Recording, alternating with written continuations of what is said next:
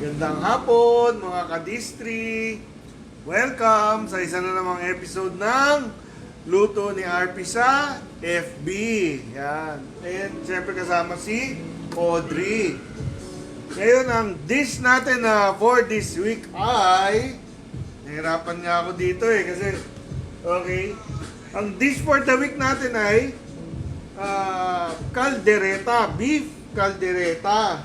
Pero ang ni-request sa atin, sabi, Spanish style. So, paano mo sa Spanish style yung beef caldereta? Although, Spanish inspired na nga yung beef caldereta natin. Pero ang ginawa namin, dinagdagan namin ng sausage, okay? Sausage at saka chorizo, chorizo at saka olives. So, ang title na nito ay Beef Caldereta with Chorizo. Para maiba na lang kasi nagluto na tayo ng beef caldereta dati sa isang episode natin. So, ito, beef caldereta with chorizo. Ayan. So, mga kadistri, babati-bati muna ako bago tayo magbanggit ng ating ingredients for today. Okay? So, thank you for watching and salamat sa pagsubaybay. Siyempre sa ating RP Angels. Yan, maraming salamat po sa pagsubaybay. And siyempre sa ating RP team. Yan, maraming salamat po sa ating RP team kasi sila yung nagbababa ng mga ating maliliit na proyekto para sa distrito. Katulad nung last week, sila yung nagbaba ng ating immuno booster, yung ating dalandan juice. Yan, sila yung mga tumulong mamigay. And syempre, sa ating kapartner, sino ba yung kapartner natin? Si Feeding Metro Manila. Maraming salamat po sa suporta and more power. Okay? Tapos, syempre, ito pala, maraming salamat sa mga tumulong mamigay ng dalandan juice last week. Yung ating immuno booster part 2. Yan. Sana natuwa po kayo dun sa ating munting proyekto. And syempre maraming salamat po dun sa lahat ng mga kapitan po natin sa Distrito 3. Maraming salamat po sa pagtulong po dito sa proyekto na to. Hindi ko po ito magagawa kung wala po kayong lahat. So maraming salamat po. And gusto ko na rin magpasalamat mga kadistri. Kasi last week, tayo, yung first ever natin na Market Hakot Challenge. Mga kadistri, nag-enjoy ba kayo dun sa ating tawag dyan? Hakot Market Challenge. Yan, pa-comment na lang kung nag-enjoy kayo. Next week, dun tayo ulit sa hanap naman tayo ng iba pang at yung mga maliliit na market, yan yung hinahabol natin, yung maliliit po natin na market, yung mga taga dito, mga taga distrito po natin, yung mga nagtitinda. Yan. Next week po yan. And bago ko mawala mga kadistri, kung nag-e-enjoy kayo, please like and share po yung ating live ngayon. Paki-like and share lang po. Kung nag-enjoy po kayo o naaawa na kayo sa amin ni Audrey, puppy dog eyes, Audrey, puppy dog. Yan, so pa-like and share na lang po. And sana doon po sa ating Luto ni RP YouTube channel, pa-subscribe po and pa-click po nung notification bell. Yan. So maraming salamat mga kadistri. Yan. So, asan na ba tayo? Pasalamat tayo dun sa Mulabe Garden Market kay Sir Tony. Dahil dun ginawa yung ating Hakot Market Challenge. Yan, kauna-una. Next week, ganun ulit tayo. Hakot Challenge ulit tayo. Mga kadistri, ano ba gusto nyo? Every other week, palit tayo, luto, tsaka hakot. Okay ba sa inyo yun, mga kadistri? Okay. So, gusto ko rin magpasalamat mga ka-district sa kay Ate Ayin at Kuya Teds. Actually, chicken. Okay, pero nilagay ko meats kasi kumpleto siya eh. Chicken, pork, and beef. Yan. So, gusto ko magpasalamat kasi yung dish for the week natin, sa kanya ko po binili yung meats natin. So, yung ating beef, sa kanya ko po binili. So, tangkiligin po natin yung mga kapitbahay natin. Isa yan sila Ate Ayin at Kuya Ted. Meats. And, syempre, tangkiligin din natin sa Molave Garden Market, sila James and Ditz Castro. Vegetable stand. Yan.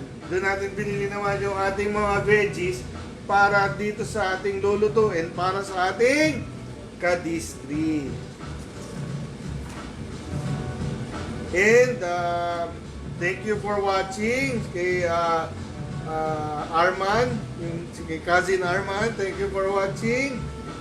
Kay Ditz Castro, sabi ni Ditz Castro, shout out daw from Molave Garden Market. Kay Cruz J, thank you for watching. Kay Oping Ofel, maraming salamat sa comment last week. Nakakataba ng puso yung comment nyo, salamat. And kay James Castro, kay Chinito Boy Barbecue Grill Joint, maraming salamat sa pagsubaybay. Kay Lance de los Trinos, maraming salamat. Kay Jorel Gadjan, salamat sa kind words na sinabi niyo po last week. Yung sabi nila, Audrey, sana yung yung market challenge natin, pag naghahakot na si Kadistri, dapat may music daw. Dapat may music. So next week, yun yung gawin natin. Kay Hil Adriano, maraming salamat. Kay Harvey Sumera, maraming salamat. Kay Catherine Magtibay Mamaraldo. Yeah. So maraming salamat and maraming salamat po sa suporta. Okay mga kadistri, dito naman tayo sa ating beef caldereta with chorizo. Yan. Banggitin natin, Audrey, yung ating ingredients. So, unang-una, ang kakailanganin natin ay 1 kilo na beef. 1 kilo beef. And 1/2 cup all-purpose flour. 1/2 cup all-purpose flour. And 1 onion chopped. 1 onion. Pakita mo kay ma'am. 1 onion chopped. And 1 minced garlic. Pero yung ginawa kong dalawa. And beef broth. 4 cups beef broth. And 15 ounces, 2 cups crushed tomato. 2 cups crushed tomato. 3 yellow potato cube. And ilan to? Mga 2 pieces na baby carrots. And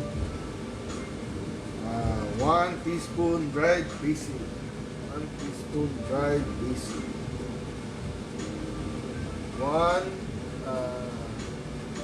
1 green and 1 red bell pepper. 1/4 cup olives. 1 can liver spread. 1 can liver spread. And 2 tablespoons tomato paste. 2 tablespoons tomato paste.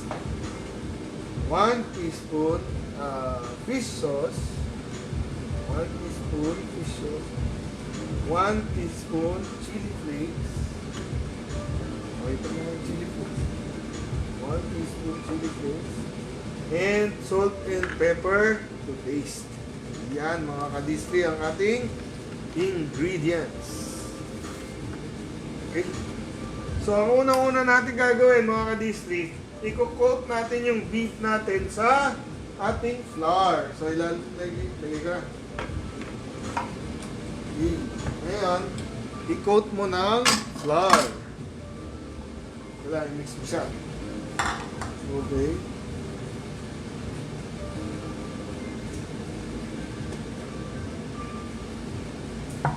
Grabe mga kadisir, napapagod ako magluto dito.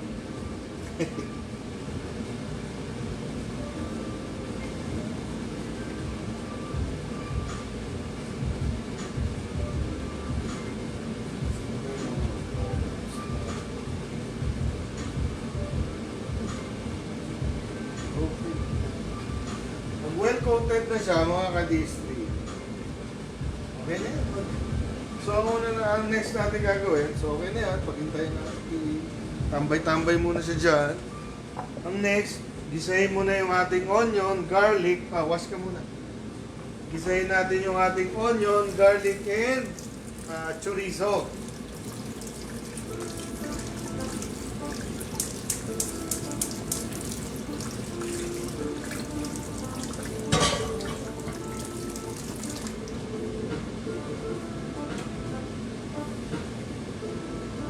So, gigisahin mo yung ating garlic, onion, and chorizo.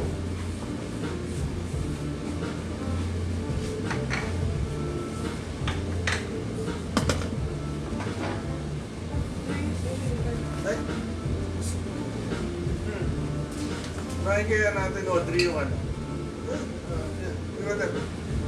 Try kaya natin yung meat. So, ayan na lang.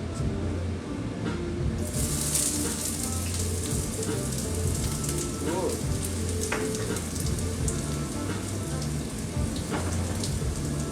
And sunod yung ating chorizo.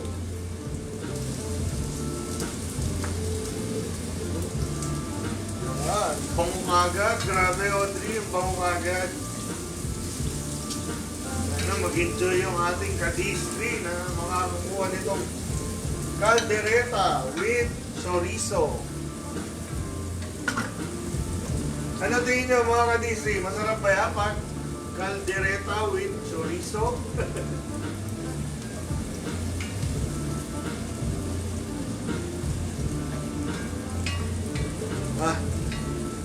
Okay na to. Lagay mo na.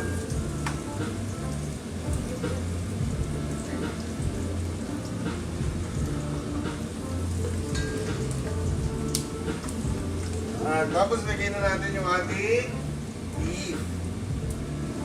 Ilagyan natin to mga kadisri ng flour.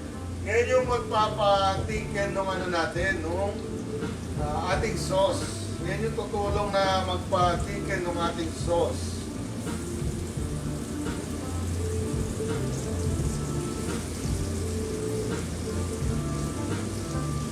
Papansinin nyo ako kadisri, kakaiba to, dire-diretso na po tayo.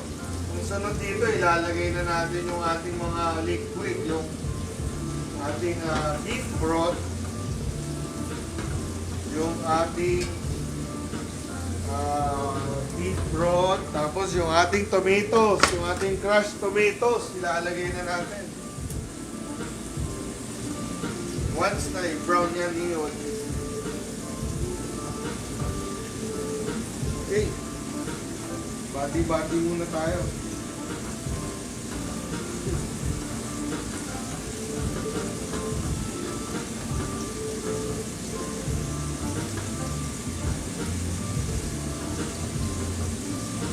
Ano bang bumalik?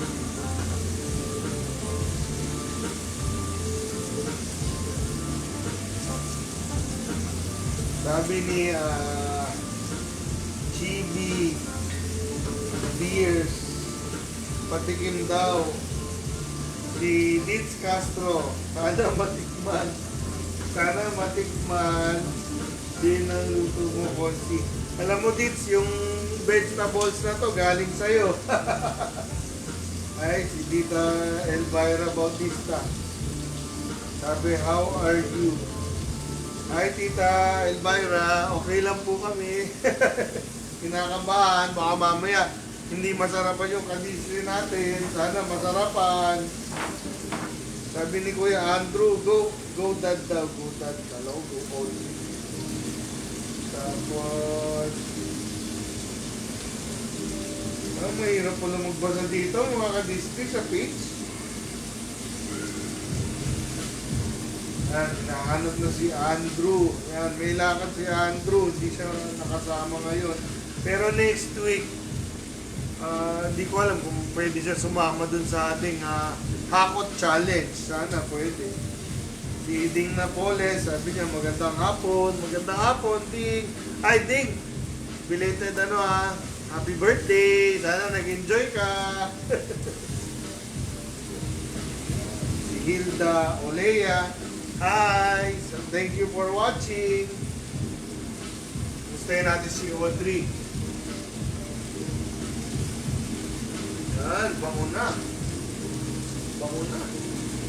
So ganyan lang mga ka-distri. Ipa-brown mo lang yung meat. Okay? Pag-brown na yung meat, ilalagay na natin yung ating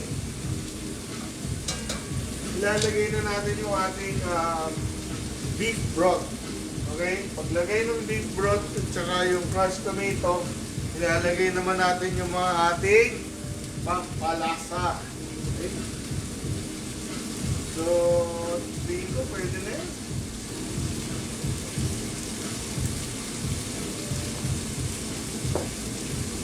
So, ito mga ka-distri, ano to? 4 cups na beef broth. Ito yung gagamitin natin para lumambot yung ating karne.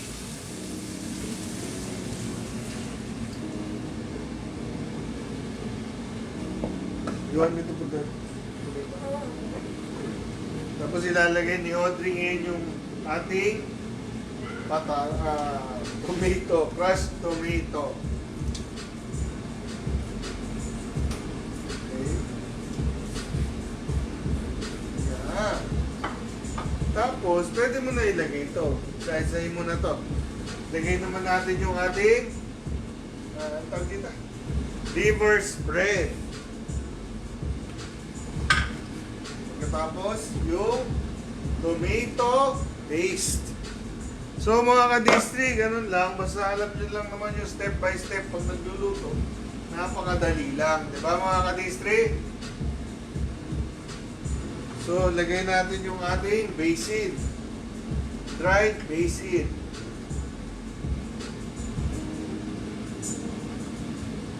Tapos, ilagay natin yung ating patis. Fish sauce. Tapos, i-mix mo lang yan, Audrey.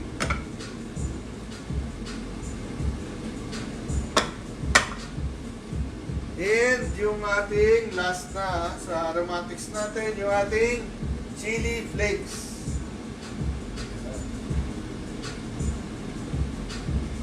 Tapos,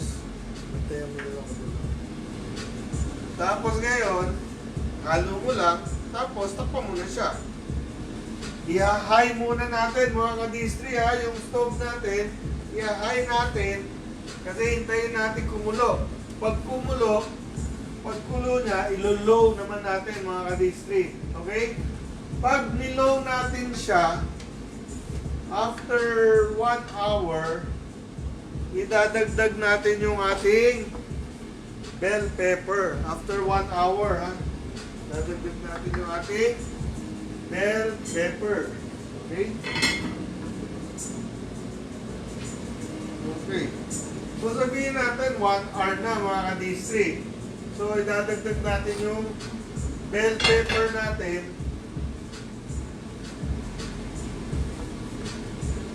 Tapos, idadagdag natin yung ating olives. Dagdag mo.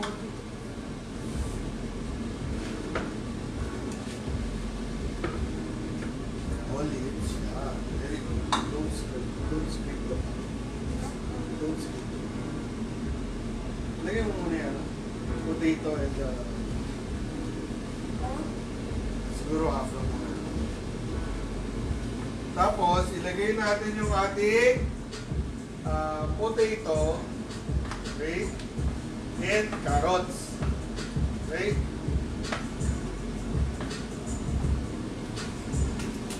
So mga ka-distri, So mga kadis, sige, pakalo muna natin kayo, Audrey. Okay? Yan. Very good, Audrey.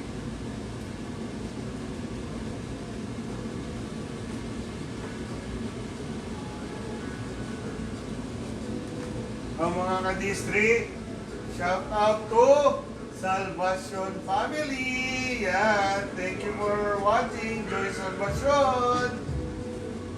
Okay. Okay na yun, Audrey. So, let's say, sinali. So, paglagay natin ng ating vegetables at saka ng ating bell pepper at saka olives, hintay tayo ulit mga kadistri ng 1 hour. Okay? So, in total, 2 hours. Okay, mga kadistri, 2 hours. Pagkatapos nun, luto na siya. Ito na yung ating finished product. After 2 hours, ganyan na siya. Okay?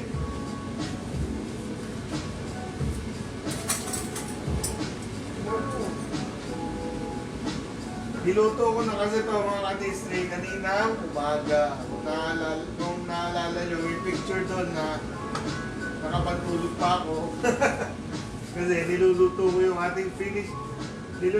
ating finished product kung mahaba yung cooking time ng umaga. Kasi 30 minutes lang yung ating show.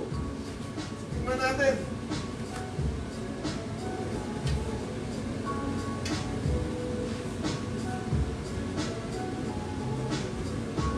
Close.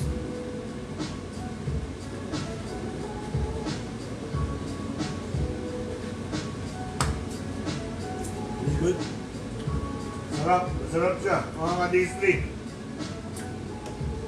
Sana magustuhan din ng ating lucky winner. Yan.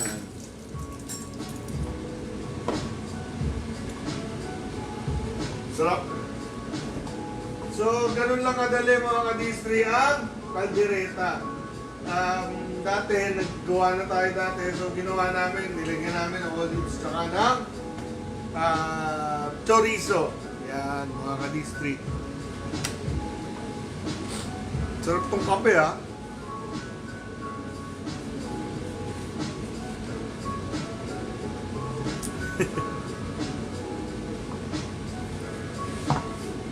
Okay.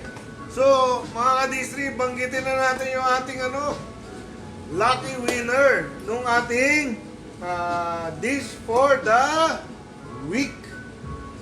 Ang ating lucky winner ay taga Barangay VMC. Taga Barangay VMC. You want to see the name? No. Mayayain talaga to mga ka-distri. Okay. So, ang ating lucky winner ay taga Barangay VMC. At siya ay si...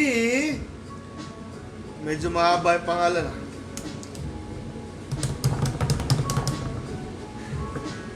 Mercedes Ched Ferrer! Yan! Congratulations, Mercedes! Ikaw yung ating lucky winner ng ating kaldereta with chorizo. Kasi ang nirequest mo, kung hindi ako nagkakamali, beef caldereta, Spanish style. Parang ganun yung So, sana Mercedes, matuwa ka dito sa ating dish for the week. Maya-maya lang, ipapadala namin to sa bahay mo. Pero syempre, may kasama pa yan.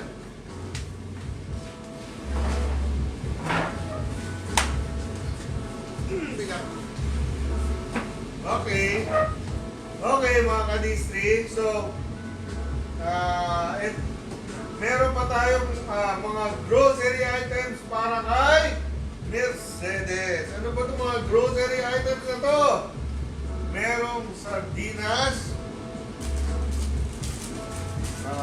instant mami, carne norte, ang dami yung carne norte. Ano ba itong mga to? Beef loaf, mga beef loaf, mami naman, mga beef mami. Ito, Audrey, what's this? Uy, pansit canton. Hindi ko pa natikman to, Audrey ah. Quick chow, pansit canton. Isang tambak na quick chow, pansit canton. Siyempre, ang ating mahiwagang washable face mask. Ano to, Audrey? At siyempre, 3-in-1 coffee. Yan. Ano pa ba, Audrey? Meron ka pang tasty. Milk. Meron kang milk. And pansit bihon at pansit canton. Siyempre, cereal. Aba, hindi pa naman ni Bayer ngayon. Hindi na, honey star. Ano naman? Ano naman to? Smart Team Honey Rings. Oh? At syempre, ang ating ever famous na 10 kilo bigas. So, congratulations, Mercedes. Maya-maya lang ipapadala namin ito sa bahay mo. Thank you for watching. Salamat sa pagsubaybay. And see you later. Saan natin? Bigat. Okay. So, ano na tayo? Question for the week na ba tayo? Ano muna? Audrey. Bayanihan. Bayanihan na muna tayo. Okay. Ang ating bayanihan ngayon ay yung baloney. Ito, baloney. At garlic longganisa. Yan. Yung baloney, produkto ni Gerson's Frozen Products. Meron silang FB under kay Mika Marco Fabia. So mga ka-district, ito kasi nga baloney, binili ko to nung nag-ano kami, nung nag-hakot, market hakot challenge tayo last week. Binili namin, grabe, si Andrew, ito 1 kilo yan eh. Ito 1 kilo yan eh. Grabe, parang naubos nga yata yun. Kasi masarap siya talaga mga ka-district. Ito yung baloney, tawag nila baloney. At saka mura siya mga ka-district. Parang less than 200 pesos ang 1 kilo. Tapos ang sarap, pang breakfast, grabe, sobrang sarap to. Kaya sabi ko, iaano ko to, ikakabuhayan ko to. Grabe, sobrang sarap. Yan ay kay, sa ano to mga ka-Disney ha, Mulabe Garden Market, okay, sa Barangay Quirino 3A. Okay? Hanapin nyo lang yung stall ni Gerson's Frozen Products. Gerson's Frozen Products. Anyway, ipopost ko naman to mga ka-district. Tapos, yung pangalawa, ito grabe. Ito panalo-panalo talaga. Ito, yung kanilang, ito naman kay ano naman to? Kay Ate Ayin and Kuya Ted. So ano din to ha? Sa Mulabe Garden Market din. Hanapin nyo lang yung stall ni Ate Ayin and Kuya Ted. Anyway, popost naman namin ito mamaya. Meron silang FB under sa account ni Arlene Chico. Okay? Itong mga ka-district, magpapanting ko ha, kasi yung producer ko kaya papalit palitin natin. Okay. Yun yung baloney ha. Ito naman yung garlic longganisa. Pero may iba-iba pa silang garlic. May iba-iba pa silang longganisa doon. Pero mga ka-district, ito kailangan matikman nyo. Yung garlic. Para siyang vegan longganisa. Sobrang sarap. Na ito naman mga ka-district, nasa 300 plus to eh. Per kilo na ha. Per kilo na. Okay, so subukan nyo po ito. Dalawin nyo po sila sa Mulabe Garden Market. And hanapin nyo yung stall ni Ate Ayin and Kuya Ted. Nilagay ko meats ha. Kasi kumpleto sila sa karne. Okay? Tapos, yan naman, Gerson's Frozen Products. Pakihanap na lang. And congratulations kay Gerson's Frozen Products at kay Ate Ain and Kuya Ted. Maraming salamat sa pagpadala nitong mga produkto. Mag-i-enjoy kami ng pamilya ko. Kaya namin to. Isang almusal lang to sa amin. Fried egg lang ang katapat nito. Okay mga ka-D3, congratulations sa ating mga kapitbahay sa Mulabe. Hoy, kailangan special mention ko si Dits Castro. Maraming salamat sa veggies kaninang umaga. Yeah. So, maraming salamat and more power sa inyo.